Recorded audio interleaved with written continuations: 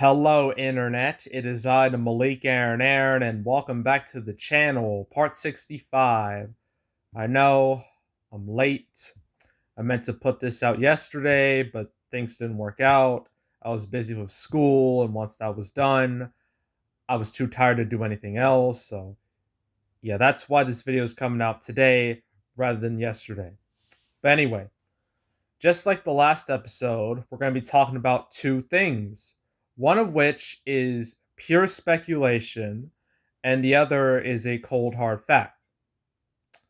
So we might as well start off with the cold hard fact first, because that's the news that broke yesterday and revolves around Boss Baby 2, the most anticipated sequel of not just the decade, but the entire millennium. So Boss Baby 2, or Boss Baby Family Business, not only has it changed its release date, it's also changed its entire release strategy. So, as you can see from the title of this article, Universal putting the Boss Baby Family Business on Peacock streaming service, theatrical date and date in bold swing. So, it seems Universal is following what Warner Brothers and Disney have been doing with their streaming services, and they're putting their movies both in theaters and on streaming at the same time. As you know, Warner Brothers has the controversial HBO Max experiment, and Disney has their Disney Plus Premier Access thing, where you have to pay $30 to watch the movie at home, which I will forever think is stupid. And now Universal is doing the same thing, and they decided to choose Boss Baby 2 as their probably their first movie doing this. I don't think this is going to be a one and done. I feel like they might give more of their movies this treatment. But I guess they decided to pick Boss Baby 2 to be the guinea pig. So first things first, its release date. Instead of coming out September 17th, it's now going to be coming out July 2nd and moved up by 2 months, which is strange. You rarely see that when it comes to the canceled series. And now it's a summer movie, which I think is really just weird. Like, this is the last thing I expected. And the fact that this whole thing is so last minute, like, July is not that far away. Like, it's only a little more than a month away. So this is a super last minute decision. But yeah, for all you Boss Baby stands out there, I bet you're all excited about this, that you get to see the movie earlier than anticipated. So congrats to you. But now it's time to get to the second part, the whole release strategy thing. So it's going to be on Peacock the same day it's in theaters. And for those of you who have Peacock, such as myself, you can only watch this if you have the $4.99 version of Peacock or the $9.99 version of Peacock. So you got the free version of Peacock, you're out of luck. Sorry, you cannot watch Boss Baby 2 unless you want to drive to a theater. But for those of us who actually paid for Peacock, we get it no problem. At least it's not like Disney Plus where you have to pay a stupid amount of money to watch it. So yeah, this whole thing feels like with DreamWorks movies, like ever since this pandemic started, they've been doing some weird things. Like, remember Trolls World Tour last year? How because of theaters closing everywhere, they decided to skip theaters entirely and go straight to PVOD and whatnot. Caused a whole lot of controversy. AMC was very pissed off, and like they refused to play their movies for a while, but eventually they broke bread. So that was Trolls World Tour, and then after that there was Cruise 2: A New Age, where that was theatrical only, in a time where it really shouldn't have been because the box office was absolutely dreadful late last year. But they decided to roll the dice, and it worked out somewhat okay. Like, it made like $58 million domestically. Like, for the pandemic, that's not terrible, but by normal standards is abysmal. Like, for DreamWorks standards, it's abysmal. So I'm assuming I guess Universal wanted to have the best of both worlds by putting it both in theaters and on streaming. So that's what they did. That's what they did. So I guess, what do you think about this? Do you think this was the right call? Do you think Universal's making a mistake? I mean, well, at this point in time, we have to see how Quiet Place 2 and Cruella do. But at this time, the box office isn't exactly booming like it used to be. I mean, sure, we've had hits. We had Godzilla vs. Kong. We had Demon Slayer. But besides those two, it's been just kind of underwhelming. Like, we haven't gotten that real $100 million blockbuster, or at least close to that. We haven't gotten that yet. So, and I sincerely doubt Boss Baby 2 was going to be that movie, but you never know. I mean, that first movie, no one expected to do well because the whole thing, it relied on one gimmick: Alec Baldwin voicing a baby, and it made $500 million. So what do I know? Okay, what do I know? So that was Boss Baby 2 from Universal. Now, the second movie that's technically with Universal, sorta, and that revolves around not just No Time to Die, but MGM in general. And this whole Amazon MGM merger or something. Yeah, merger, acquisition. It's a whole mess. So this story's been going on for quite some time. Amazon MGM, Amazon purchasing MGM. The deal's still ongoing, but it's likely it's going to happen. I think they're planning on buying it for like $9 billion last I checked.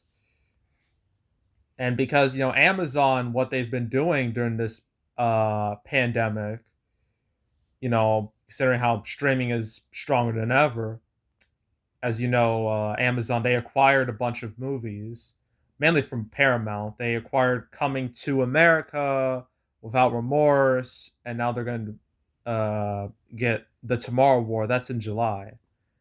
So, and they also got Cinderella, the new one, and everybody's talking about Jamie, right? They got all those movies. So this leads to speculation on if all of MGM's movies that are currently on the schedule, if they are going to stay theatrical. Like, are they going to stick to theaters, or are they going to do some weird day and day thing, or are they just going to go straight to Amazon Prime?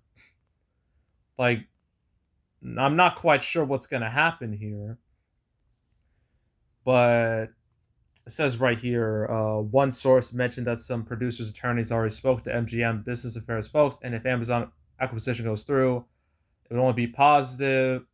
That deals won't be disrupted. All these movies that are set to come out, like Respect, Adam's Family 2, No Time to Die, House of Gucci, Paul Thomas Anderson movie Cyrano. Like, none of those movies are supposed to be affected. As it says right here, as of this minute, word is the rest of MGM's 2021 theatrical slate is safe. Keep in mind, this is as of right now. That can always change. Always change. But then there's next year. There's 2022. What's going to happen to that? Like, no one knows. And, MGM and Amazon, they said they provided no comment in regards to even this year's slate and beyond. Like, no one's saying anything. Like, no one's giving, like, hard answers. So I guess now the question is, will a majority of these movies, will they stay theatrical? Will they stick to theaters, or will they go a different route? I don't know. I mean, I'm assuming if Amazon is going to get any of MGM's movies, it's likely going to be the smaller ones, the ones that wouldn't make a whole lot of money. Because I don't see them getting No Time to Die and just dumping that on the Amazon Prime. I think that would be a horrible idea. I mean, I know Netflix. I think Netflix tried to buy No Time to Die, or some streaming services tried to buy it for like $600 million, but MGM wouldn't budge. Yeah, to put a movie like No Time to Die, a super expensive movie, onto a streaming service would be a massive mistake, and it would cost everybody money. So, yeah, I don't think No Time to Die is gonna move anywhere. I don't think anything's gonna happen to it. But as for all the other movies, it's anyone's guess.